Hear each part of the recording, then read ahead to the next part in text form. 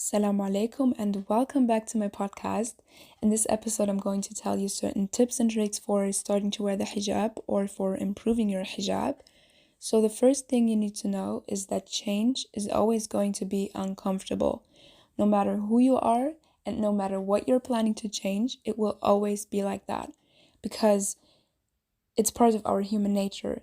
We are created that way, and we all have this internal fear that is there to protect us, and it's telling us the worst possible outcome that could happen. But I need to tell you that this fear is not reality. It is a protection system, but it is not reality, and it doesn't mean that it is actually going to happen in that way. And I can tell you that many hijabis, they thought that when they start wearing the hijab that there are going to be many problems and many comments and discrimination, but when they started wearing the hijab, they saw that these things didn't happen or not in the way they thought it would happen. So I can tell you that not every fear you have is actually going to come true. And the second tip, and I know it sounds a little bit cliche, but reconnect with nature.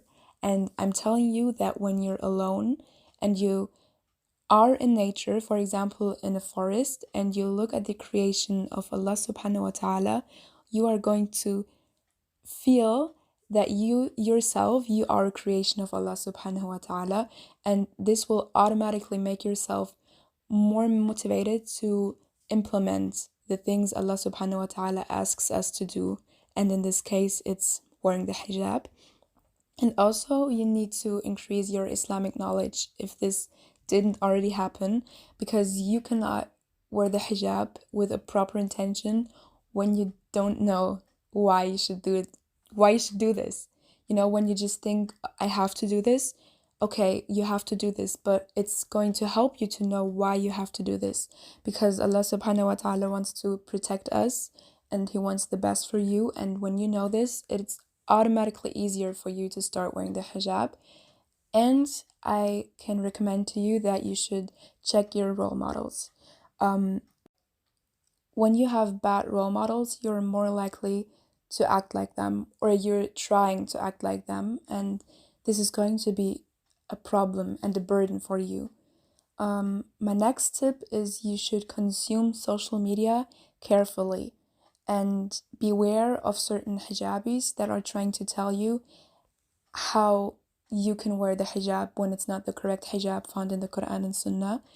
Um, I already made a podcast on this topic, but I'm just repeating that you need to know what the correct hijab is, that so that you don't get deluded. And also, wearing the hijab is a step-by-step journey. Don't pressure yourself and don't be too hard on yourself. You don't need to wake up and the next day you're just a totally different person and you just wore the perfect hijab when before you were not perfect and everything was different. No, it's not like that. Everyone has a journey, and most in most cases the journey is a step-by-step journey. It's not something that just happens, so probably that's going to be the case for you. So don't judge yourself if you're not perfect in a very short span of time.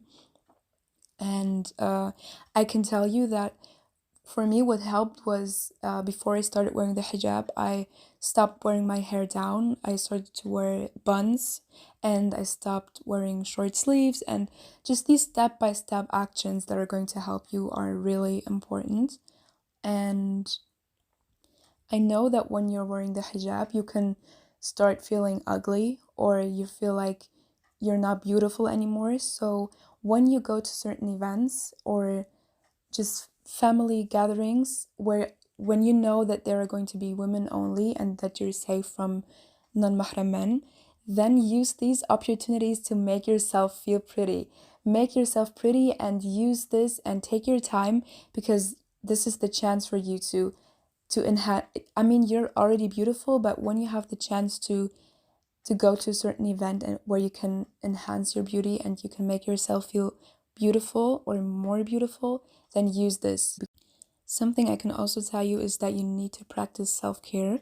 taking care of your skin, your body, your hair, everything is going to help you, because when you make yourself feel and look the prettiest way possible, I think that's going to help you understand the purpose, because you feel that you're pretty, and then automatically you are going to understand that you're hiding that beauty for a certain reason. Other than when you're always not taking care of yourself and looking really frumpy, then maybe you're not going to intend this purpose of hijab.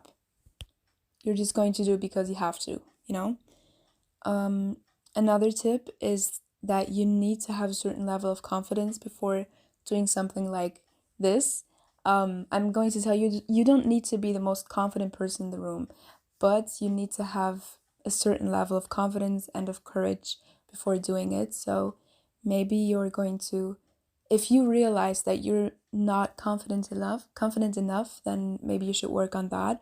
But you need to remember that uh, trying to make the process as long as possible can be a way of the shaitan to make you not wearing it. Always intend to make this happen as fast as possible, and inshallah, you're going to be fine.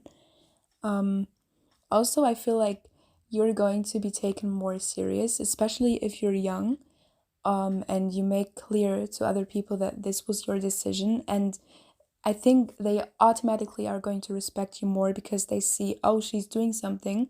She's brave enough to do this and to make this decision for herself. Then when you're just doing it and then you're like, oh, I don't want to explain to other people why I'm doing this. I'm shy and I can't stand up for myself. Um, you need to have this certain level of confidence, and if you have it, you're going to be taken more serious as a person.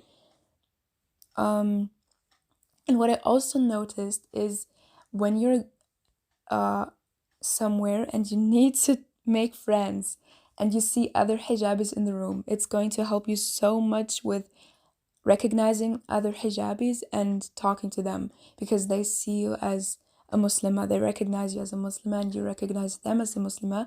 And it helped me so often when I was lost and I didn't have any friends somewhere, and I saw a hijabi and I talked to her, because we obviously had something in common.